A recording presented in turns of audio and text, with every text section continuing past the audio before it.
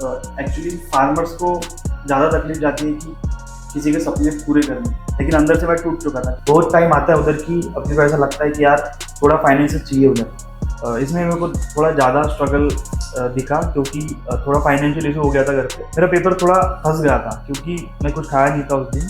पूरा worst experience था मेरा एग्ज़ाम का, और मेरे को ऐसा लग रहा था कि यार होगा या नहीं होगा, क्योंकि मेरा बहुत गंदा पेपर गया था। जो एक सेट हो गया तो मेरा हो गया कि यार नहीं, अब नहीं देना मेरे को, ऐसा लग रहा था भी, क्योंकि मेरी बॉडी साथ नहीं दे रही थी, क्योंकि पूरी बॉडी काँप रही थी, सिर दर्द हो रहा था बहुत ज़्यादा। जब वॉर वगैरह की सिचुएशन आई थी उधर, तो घर वाले ज़्यादा टेंशन में आ गए थे। हार्डवर्क ही था मेरे पास, क्योंकि मेरे को नहीं पता था कि मैं उतना टैलेंटेड हूँ नहीं हूँ, लेकिन मेरे पास एक था कि यार तुमको करना है, तुमको मेहनत ज़्यादा करनी है, क्योंकि अगर तुम्हारे खुद में कॉन्फिडेंस नहीं है तो फिर बाकी और क्या कर लेंगे। पहले क्या होता है कि पहले ये बोलते थे ये इनका लड़का है, लेकिन आज क्या बोलते हैं वो कि ये डॉक्टर साहब के पिताजी है, डॉक्टर साहब के माता जी है, तो फिर ये थोड़ा अपने को अच्छा फील होता है।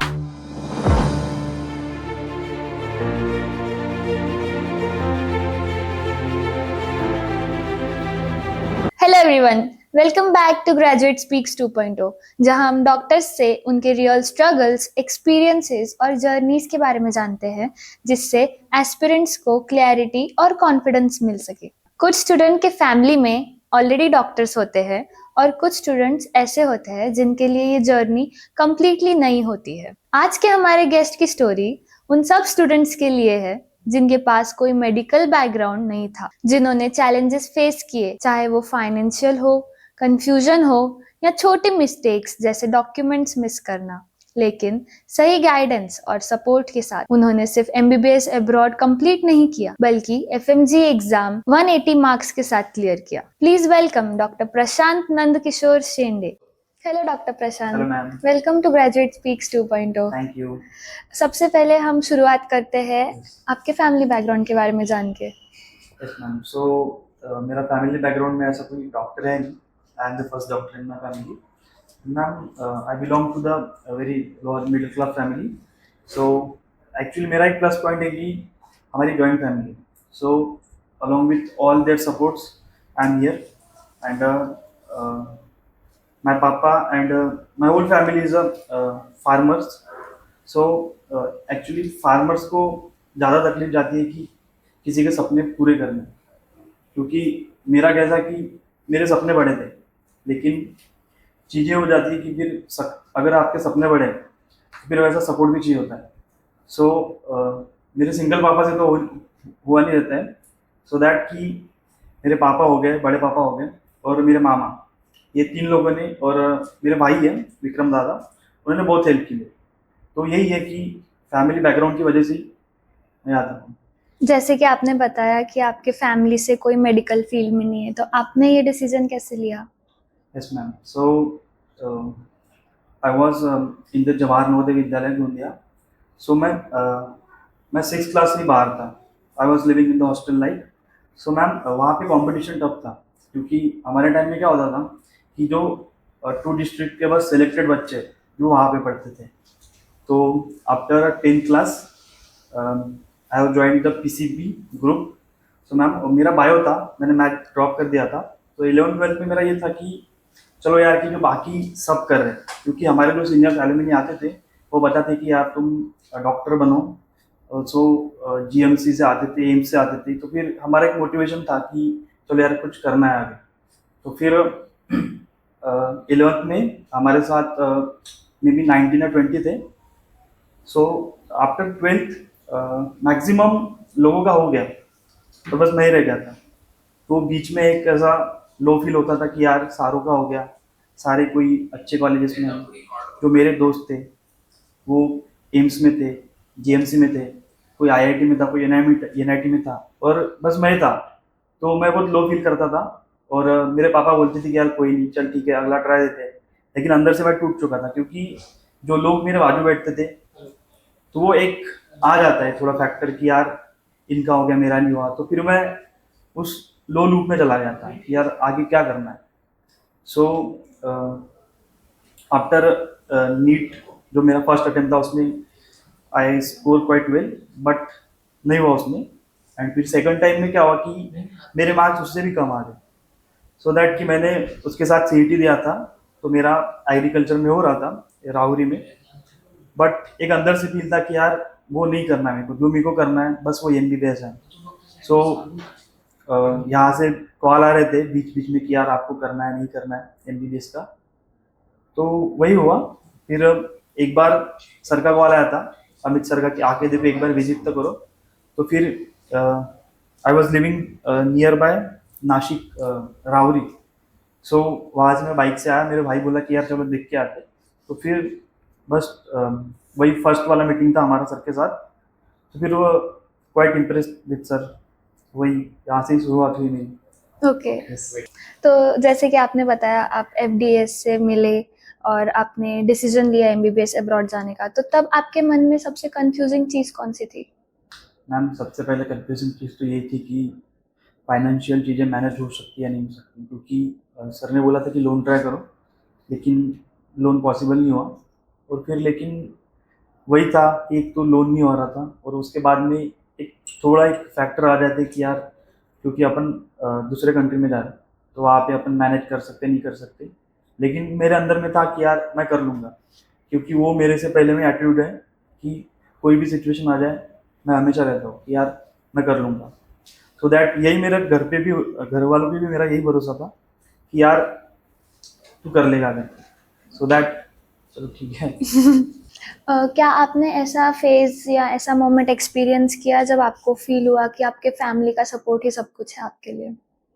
हाँ मैम, ऐसा तो बहुत बार हो चुका है। सो डॉक्टर, जैसे कि आपने बताया कि आपके फैमिली ने काफ़ी फाइनेंशियल क्राइसिस फेस किए, तो उस टाइम में फैमिली का ट्रस्ट बिल्ड होना भी काफ़ी इम्पोर्टेंट होता है, तो वो आपने कैसे किया? मेरे फैमिली का ट्रस्ट तो मेरे पे पहले से ही था, बिकॉज मैं ऐसा फैमिली में पहला था कि 10th में मेरे 90 से ऊपर आए थे परसेंटेज। सो फिर वहाँ से ही घर वालों ने बोल दिया कि चलो इसको कुछ अच्छा एजुकेशन देना है। सो वहीं से जर्नी स्टार्ट हुई कि यार कि इसको अच्छा, मतलब अपन आगे अच्छा क्वालिफिकेशन देंगे इसको। सो फिर वही, और फिर थोड़ा ट्रस्ट तो था। और बाद में मेरे को ऐसा भी पता चला कि यार एक एग्ज़ाम भी होती है, जहाँ पर मैंने यहाँ पे एडमिशन लिया तो पता चला कि यहाँ पे एग्ज़ाम भी होती है। सो वो क्लियर होगी या नहीं होगी। तो ऐसा बाकी लोगों का यही सोचना है कि यार मैक्सिमम बच्चे नहीं निकालते, उनका ऐसा रहता है कि बस वो इंजॉय करने जाते हैं और फिर इधर आके वो निकाल नहीं पाते, यानी बस ऐश करने के लिए उधर जाते हैं। बट मेरा ये था कि मेरे को करना है, और आने के बाद मेरे को जो मेरे बाकी दोस्त लोग हैं उनको कम्पीट करना है। ओके। जो पेरेंट्स अपना ये एपिसोड देख रहे हैं, उनको आप क्या एडवाइस दोगे कि एमबीबीएस अब्रॉड में इन्वेस्ट करना चाहिए, ट्रस्ट करना चाहिए या नहीं? एक्चुअली दो पॉइंट है इसमें, मतलब both sides if you can. So पहले इसमें क्या है कि ये अच्छा है, क्योंकि अगर आपका गवर्नमेंट में नहीं हो रहा है तो मेरे हिसाब से ये तो बेस्ट है कि आप अब्रॉड जाओ, ठीक है। और प्रॉब्लम तो हमेशा सारी जगह आती है, यहाँ पे भी आएंगी वहाँ पर भी आएंगी, तो प्रॉब्लम को फेस तो करना ही होगा। और मेरे हिसाब से एफएमजी वाले ज़्यादा प्रॉब्लम फेस करते हैं और ज़्यादा स्ट्रांग होते हैं। सो मेरा ये मानना है। और दूसरा है कि अगर आपकी फाइनेंशियल स्टेबिलिटी नहीं है तो मेरे हिसाब से जाना थोड़ा अवॉइड कर लो, क्योंकि बहुत टाइम आता है उधर की अपने को ऐसा लगता है कि यार थोड़ा फाइनेंस चाहिए उधर। सो अगर आप ज़्यादा बर्डन दे रहे हो अपनी फैमिली के ऊपर, क्योंकि क्या होता है कि बहुत टाइम अपने को लोन नहीं मिलता, क्योंकि लोन के लिए भी बहुत सारे प्रोसीजर रहते हैं कि बैंक वो आसानी से लोन नहीं देती, तो फिर अपने को किसी और से लेना पड़ता है, कोई अनदर पर्सन। सो मेरा ये मानना है कि इसके लिए अवॉइड करो, लेकिन अगर आप फाइनेंशियल स्टेबल हो so it is the best option. तो जैसे कि आपने बताया आपने नीट रिपीट किया था, यस। तो जो स्टूडेंट्स हैं अभी जो इस फेज में हैं नीट के स्ट्रगल्स में, उन्होंने ये सिचुएशन में कैसे डील करना चाहिए? सो मैम इसमें मेरा एक टेक है कि अगर आपका नहीं हो रहा है फर्स्ट इसमें तो चांस दे के देखो, रिपीट कर लो। लेकिन अगर उसमें भी नहीं हो रहा है और आपको फिर भी वैसे ही करना है, तो मेरे हिसाब से आपको अब्रॉड ये वाला ऑप्शन चूज कर लेना चाहिए। क्योंकि क्या होता है कि अपन वही फॉर्मो में चलते हैं कि यार इस बार नहीं हुआ तो फिर अगली बार और ट्राई करते वो क्या होता है बार बार एक ही चीज़ करने से वो वही लूप में फंस जाता है इंसान। सो बेटर है एक दो बार रिपीट करो, उसके बाद नहीं हो रहा है और आपकी अगर इच्छा है तो आप कर सकते हो एमबीबीएस अब्रॉड, क्योंकि ये बेटर ऑप्शन है। ओके। आपका एमबीबीएस अब्रॉड में हॉस्टल एक्सपीरियंस कैसा था? हॉस्टल एक्सपीरियंस वॉज, अभी क्या हुआ था उसके बारे में, this was the golden days. वही कह सकते हैं अपन, क्योंकि जैसा मैं दिखता हूँ, मैं बहुत ही ऐसा सिंपल दिखता हूँ, ऐसा सारे लोग मेरे को बोलते हैं, लेकिन मैं हूँ नहीं वैसा। क्योंकि जब मैं मेरे दोस्तों के साथ मिल जाता हूँ तो फिर मेरे को कंट्रोल करना थोड़ा ये आउट ऑफ सिचुएशन हो जाता है इनके लिए, क्योंकि पता नहीं मेरे में है वैसा कि मैं ऐसा, बाकी सब सारों का यही कहना है कि यार तू ज़्यादा सिंपल दिखता है, लेकिन वो हो जाता है मेरे से फिर बाद में। फ्रेंड्स का रोल आपके एमबीबीएस जर्नी में कितना इम्पोर्टेंट रहा है? सबसे ज़्यादा रोल तो मेरा फ्रेंड्स का ही है। तो I would like to mention few names. So ma'am, MBBS journey में क्या हुआ कि मुझे बहुत सारे दोस्त मिले, और अभी वो भाई बन गए मेरे, क्योंकि ऐसा वो बॉन्डिंग हो चुकी है। सो मेरा एक रूममेट था, ये जो बैठा है, सिद्धेश सिंगाड़े करके। तो मैम सेकेंड ईयर और थर्ड ईयर में हमारे बीच में कंपटीशन चलता था कि रात में कौन ज़्यादा जाग कर पढ़ाई करेगा। तो हम रात के 2-3 बजे तक कंपटीशन करते हैं खुद के साथ में कि यार देख, मैं आज इतने बजे तक जागूंगा और तेरे से ज़्यादा जागूंगा। तो मैम फिर वो वहीं से हमारा स्टार्ट हो गया था कि यार इतना इतना हमारा कवर करना है। तो फिर वो सेकेंड ईयर से ही हमने स्टार्ट कर दिया था कि यार अपने को अभी जो FMG है उसके लिए प्रिपेयर करना है। तो फिर एक हेल्दी कंपटीशन था हमारे बीच में, ये हो गया। और फिर एक मेरी फ्रेंड थी महिमा करके, उसने मेरे को बहुत हेल्प किया फाइनेंशियली, इमोशनली, जो बाकी सब कुछ हुआ। और मैम बहुत मतलब ये नाम किस किस का लूँ, क्योंकि सारे ही मेरे अच्छे दोस्त हैं।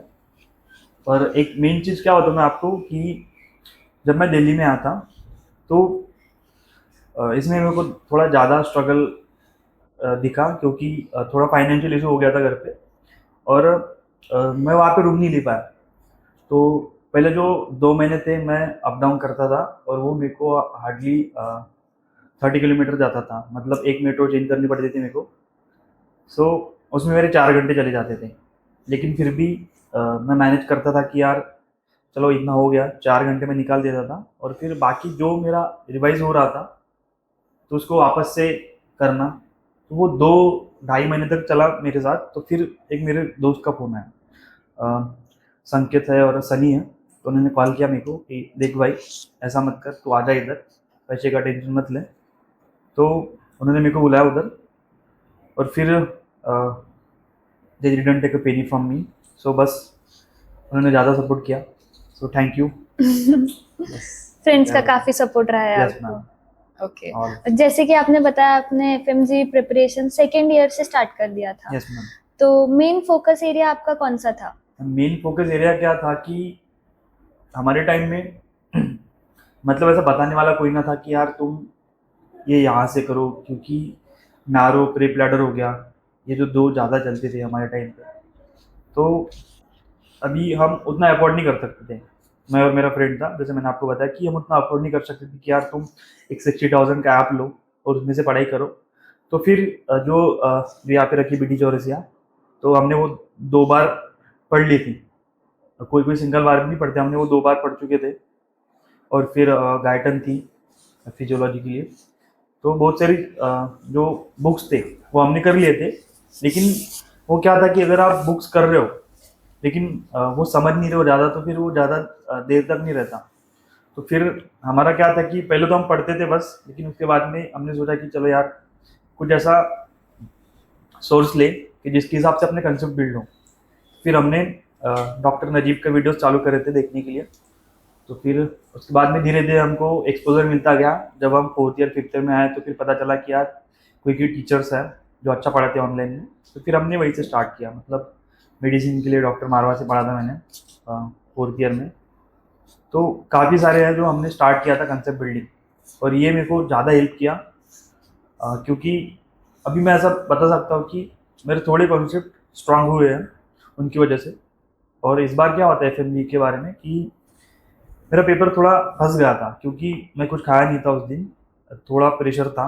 मैं बस एक बनाना खाया था, और फिर मैं पूरा 5 घंटे का पेपर दिया उस पर। तो पहला तो सेट मेरा ठीक गया, पहला पेपर, लेकिन जो दूसरा पेपर था उसमें मेरा पहला सेट खत्म होती मेरी पूरी एनर्जी डाउन हो गई। मेरे को ऐसा लग रहा है कि मेरे को चक्कर आ रहे थे, मेरा कुछ हो ही नहीं रहा था आगे। सो मतलब पूरा वर्स्ट एक्सपीरियंस था मेरा एग्ज़ाम का। और मेरे को ऐसा लग रहा था कि यार होगा या नहीं होगा, क्योंकि मेरा बहुत गंदा पेपर गया था। जिस हिसाब से मैं पहले टेस्ट में स्कोर करता था, मेरा 200 के ऊपर जाता था, तो मेरे को ऐसा लगता था कि यार पेपर बिगड़ गया मेरा। लेकिन एक मेरा फ़ायदा हुआ कि मेरे कंसेप्ट अच्छे थे, क्योंकि अभी आजकल क्या कर रहे हैं कि क्वेश्चंस थोड़े ट्रिकी कर रहे हैं, टॉपिक वही पूछ रहे हैं, लेकिन ऐसा करते वो लोग कि थोड़ा कंसेप्चुअल करते हैं। सो एक क्वेश्चन था, मैं मेंशन करना चाहूँगा उसको, कि माउंटेन सिकनेस वाला क्वेश्चन था। अभी अपने को सबको पता है कि उसका ड्रग ऑफ चॉइस एसिटोजोलामाइड है, लेकिन उसमें ऑप्शन में था वो एसिटोजोलामाइड, लेकिन वो बोल रही थी कि तुमको नेक्स्ट स्टेप क्या करना है। सो मेरा आगे वाले जो जो देना चाहते हैं एफएमजी, उनका उनके लिए बस एक ही है कि यार देखो, कॉन्सेप्ट बिल्ड करो और ज़्यादा से ज़्यादा एक्सपोजर लो क्वेश्चन का। और अभी अमित सर वो टेस्ट कार्ड, माई टेस्ट कार्ड ऐप है, वो रिलीज़ किया उन्होंने, और वहाँ पे अच्छे क्वेश्चन है मैं देखा अभी, so that they can get exposure to various questions. Okay, और एमबीबीएस अब्रॉड जर्नी में आपके लिए सबसे बड़ा स्ट्रगल और चैलेंज क्या रहा है? मैम, स्ट्रगल और चैलेंज तो काफ़ी सारी चीज़ें थे, लेकिन एक जो पहला वाला था कि मेरे फाइनेंशियल थोड़े हिल गए थे, क्योंकि मेरे बाद भी मेरे भाई बहन थे, तो एक वो बर्डन आ जाता है अपने फैमिली के ऊपर। और फिर जैसे जैसे आप बड़े होते हैं तो फिर आपको ऐसा लगता है कि यार हर छोटी चीज़ें के लिए आपको घर से पैसे मांगने पड़ रहे हैं। तो कभी कभी तो मांगना ही पड़ता था, लेकिन फिर वो एक लूप में फंस जाता था अपन इंसान कि यार क्या करे, पैसे मांगे या ना मांगे। और ऐसा था कि पैसे तो मेरे आ जाते थे, क्योंकि मैं सिर्फ अपने पापा से नहीं मांगता था, मेरे भाई वगैरह उनको पता चला तो वो डायरेक्टली सेंड कर देते थे। लेकिन वो एक रहता है कि यार अब कब तक मांगे पैसे, वो एक थोड़ा इशू था। और एक दूसरी बात भी थी कि मेरा छोटा भाई है, तो वो मेरे से पहले जॉब पे लग गया, तो फिर वो मेरे को पैसे भेजता था, तो मेरे को एक फील होता था कि यार मेरा छोटा भाई मेरे को पैसे भेज रहा है। और फिर एक बर्डन आ गया था मेरे ऊपर कि यार कि मेरे वजह से जो इनको जो पढ़ना था वो नहीं पढ़ पाए। तो एक मेरा थोड़ा रिग्रेट रह गया है कि यार मैंने अपना ड्रीम वाला स्टडी कर लिया, मेरे को एमबीबीएस करना था, लेकिन मेरी वजह से जो उनकी जो कॉलेज लाइफ थी तो उनका थोड़ा बिगड़ गया। तो ये थोड़ा इमोशनल मोमेंट है मेरे लिए कि मेरी वजह से उनके जो लाइफ है उनमें थोड़ी इंस्टेबिलिटी आ गई है। सो आई विल मेक श्योर कि उनके लिए करना है अभी कुछ अच्छा। जैसे कि आपने बताया आप काफ़ी बर्डन्स और प्रेशर के साथ आपने लाइफ फेस की है, तो इस फेज में आपने कंसिस्टेंसी कैसे मेंटेन की? हाँ, ये सवाल बहुत अच्छा लगा मेरे को, क्योंकि कंसिस्टेंसी नहीं हो पाती, क्योंकि आप वही सोच में पड़ जाते हो। क्योंकि कभी कभी क्या होता है कि मेरी टाइमली फीस पेड नहीं होती थी, तो फिर यूनिवर्सिटी की तरफ से थोड़ा प्रेशर आ जाता था। तो फिर उस टाइम में क्या होता था कि यार क्या करें, क्योंकि घर पे भी अपन ज़्यादा नहीं बोल सकते, क्योंकि उनके हिसाब से अगर मतलब मोस्टली हमारा थोड़ा फसल के हिसाब से था कि अगर तुम्हारी फसल अच्छी आई है तो पैसा जल्दी आ जाते थे, लेकिन अगर वो फसल नहीं आ पाई, और क्या होता है कि हमारे फार्मर्स की लाइफ में ये होता है कि अगर ज़्यादा बारिश पड़ जाती है तो फिर वो ख़राब हो जाती है फसल, तो फिर उस टाइम के फिर पैसे डिले हो जाते हैं। तो फिर हमारा जो पूरा वही था सिस्टम की, उसके हिसाब से ही हम पे करते थे, तो उसमें थोड़ा डिले आ जाता था और वहाँ पे थोड़ी दिक्कत आ जाती थी। क्योंकि क्या होता है, अभी उनकी गलती नहीं है, क्योंकि उनका काम है डेली अपडेट रखना फीस का, लेकिन वो हमसे नहीं हो पाता था। लेकिन थैंक यू हमारे कॉन्ट्रैक्ट्स के लिए, क्योंकि उन्होंने हेल्प करी और उन्होंने हमको टाइम दिया कि चलो ठीक है, थोड़ा डिले हो रहा है तो उन्हें दो, हम मैनेज करते हैं, और फिर मैं लास्ट तक फीस देता था। तो ये मेरे लिए थोड़ा सपोर्टिंग था। लेकिन जब वो आता है ना कि वो थॉट्स आते हैं कि यार अभी अपने को पैसे देने, तो फिर उस टाइम में पढ़ाई नहीं हो पाती थी, तो फिर वो कंसिस्टेंसी थोड़ी हिल जाती थी। लेकिन ये था कि यार चलो ठीक है, अभी अपन इस सिचुएशन से अपने को बाहर निकलना है, तो उसके लिए एक ही है कि यार बस पढ़ाई करो। तो मेरा वही था एम कि चलो यार कुछ भी हो जाए, एटलीस्ट दिन में 2-4 घंटा तो पढ़ाई के लिए, तो कुछ भी हो जाए, मेरा ये था कि यार चलो ठीक है पढ़ना है। तो यही मेरा माइंडसेट था पहले से कि चलो लाइफ में कोई भी प्रॉब्लम आ रही है तो आने दो, वो साइड की बात है। लेकिन अगर मैं घर वालों के साथ भी बात करता था, मेरा विक्रम दादा है, मामा लोग हैं, तो वो मेरे को कॉल कर देते कि ठीक है अभी वो हो रही है तो ठीक है हम कर लेंगे मैनेज, लेकिन तू पढ़ाई मत छोड़। तो फिर मैं पढ़ता था और वही पढ़ाई मेरे काम में है। ओके। और जो एस्पिरेंट्स अभी एफएमजी के लिए प्रिपरेशन कर रहे हैं, उनका फर्स्ट स्टेप क्या होना चाहिए? मैम उसका उनका फर्स्ट स्टेप यही होना चाहिए कि यार अपने डेली आवर्स में ना तुम 4 से 6 घंटा अभी कंटिन्यू पढ़ना चालू करो, क्योंकि एग्ज़ाम का पैटर्न बदल रहा है और they are getting more tougher. तो फिर वो पैटर्न में क्या कर रहे हैं कि क्वेश्चंस टॉपिक वही रखेंगे, लेकिन जो लैंग्वेज है वो बहुत ज़्यादा चेंज कर रहे हैं। तो एक्सपोजर करो क्वेश्चंस का और कंसेप्ट बिल्ड करो, क्योंकि क्या होता है कि क्लिनिकल सब्जेक्ट्स अभी से स्टार्ट करो, क्योंकि किसी किसी का क्या होता है कि क्लिनिकल है तो अपन वो लास्ट में करेंगे, लेकिन नहीं, उसको अपने को पहले करना चाहिए। क्योंकि क्या होता है कि अगर तुम्हारे क्लिनिकल के हो गए, क्योंकि इसमें ऐसा है कि जो तुम्हारे 4 सब्जेक्ट है वो तुमको 120 मार्क्स तक लेके जाते हैं। 19 सब्जेक्ट में अगर आपको ये 4 सब्जेक्ट है, अगर वो आपको 120 लेके जा रहे हैं, तो फिर ये बेटर है ना कि आप वो 4 सब्जेक्ट करो ढंग से। तो एटलीस्ट वहाँ से आप अगर 80 to 100 भी स्कोर कर रहे हो, तो बाकी के तो फिर है 15 सब्जेक्ट, वो आपको तो पास करा ही लेंगे। लेकिन मेरा ऐसा सोचना है कि बस पास का मत सोचो, स्कोर मतलब अपना जो ड्रीम है वो बड़ा रखो, 200 से ऊपर रखो, तो फिर पास तो होना ही है आपको। और कंसिस्टेंसी रखो, जीटी वगैरह दो, बाकी क्या ही वो पता चल जाता है फिर कैसे करना ओके। है। और एफएमजी एग्जाम के दिन आपका माइंडसेट क्या था? माइंडसेट तो मेरा पॉजिटिव था, क्योंकि मुझे पता था कहीं ना कहीं कि यार मैं कर रहा हूँ और मैं कर लूँगा। क्योंकि मैंने फेल्यूर देखा था नीट में, तो उस टाइम में मैं पूरा ब्रोक डाउन हो गया था। तो फिर इस बार क्या हुआ कि मैंने सोचा था कि चलो यार एक अच्छी सी ढंग की नींद लेनी है, लेकिन वो मेरे से हो नहीं पाई, सो नहीं पाया मैं बराबर। और फिर ब्रेकफास्ट भी नहीं करा था, लेकिन ये था कि मेरे को करना है। तो मैं आपको एक बात बताता हूँ कि मेरा पहला पेपर सही गया था और सेकंड में भी वो सही जा रहा था, लेकिन मैं कुछ खा नहीं पाया था। तो उसकी वजह से ना जो 3 सेट रहते हैं ना, तो फिर फर्स्ट सेट तो निकल गया, लेकिन जो सेकंड एंड थर्ड सेट था उसमें मेरे को बहुत दिक्कत आ रही थी। मेरे को ऐसा बैठ के नहीं हो रहा था वहाँ पे, और ऐसा चक्कर जैसा आ रहा था। लेकिन मैं बोला कि नहीं यार, कि अब नहीं गिरना है, कुछ भी हो जाए ये पूरे सॉल्व करके ही जाना है। तो उस टाइम में क्या हुआ था कि थोड़ा सिर दर्द करने लगा था, पूरी बॉडी काँप रही थी। लेकिन मेरे इसमें था, जहन में था कि यार कुछ भी हो जाए, कुछ गड़बड़ नहीं करना है, जो हो रहा है वो ठीक है, मेहनत कर सकते हैं अपन। तो मैं वो लास्ट क्वेश्चन तक गया। और एक बात मैं बताना चाहता हूँ कि एग्ज़ाम के पहले अमित सर का कॉल आया था कि इस बार का पेपर थोड़ा लेंदी होगा, लेंदी था पेपर। और वो बोले थे कि लास्ट क्वेश्चन तक होप मत छोड़ना, वो सॉल्व करना। और मैंने वही किया, क्योंकि मेरा कैसा था कि जो एक सेट हो गया तो मेरा हो गया कि यार नहीं अब नहीं देना मेरे को, ऐसा लग रहा था बीच में, क्योंकि मेरी बॉडी साथ नहीं दे रही थी, क्योंकि पूरी बॉडी काँप रही थी, सिर दर्द हो रहा था बहुत ज़्यादा, और प्यास भी लगी थी। तो उनके पास का पानी खत्म हो गया था शायद, पता नहीं, पानी भी नहीं दे रहे थे। तो फिर वही था कि मैं लास्ट क्वेश्चन तक रहा। तो यही है मेरा कि एग्जाम डे में ये रखो कि यार कोई भी क्वेश्चन तुम अनअटेम्प्ट मत करो, सारे क्वेश्चन अटेम्प्ट करो, कुछ ना कुछ आ जाएगा उसमें। यही ओके। था। और एफएमजी का रिजल्ट देख के, 180 का स्कोर देख के आपको कैसा हाँ, लगा? मेरे तो जब पेपर हुआ तो मेरे को ऐसा थोड़ा अनईजी फील हो रहा था, क्योंकि जिस हिसाब से मैं दे रहा था टेस्ट वगैरह उसके पहले, तो उसके हिसाब से पेपर नहीं गया था। लेकिन ऐसा लग रहा था कि यार कुछ रह ना जाए पेपर में, क्योंकि फिर वो वापस 6 मंथ का वापस से वो स्ट्रगल, वो थोड़ा हार्ड जाता, और फिर फैमिली वो सह नहीं पाती। क्योंकि हमारा कैसा था कि अभी उनको नहीं पता ना कि कैसा रहता है, 6 महीने के बाद देना होता है नहीं होता है। अगर उनको पता चला गाँव वालों की यार अगर ये इसका पेपर नहीं हुआ, तो उनको ऐसा लगता कि ये फेल ही हो गया। तो फिर वो एक था, तो मेरे को ऐसा था कि यार ये कुछ भी हो जाए इसमें करना ही था। और जब ये 180 का स्कोर देखा, तो फिर थोड़ा इमोशनल हो गया मैं। मैंने पहले पापा को कॉल किया कि यार पापा हो गया मेरा, फिर वो भी थोड़े टेंशन फ्री हो गए, वो भी रोए, मैं भी रोया। चलो ठीक है, अपन ने स्ट्रगल किया था, अपना हो गया। फिर उसके बाद में मैंने अमित सर को कॉल किया कि सर हो गया इस बार फर्स्ट अटेम्प्ट में।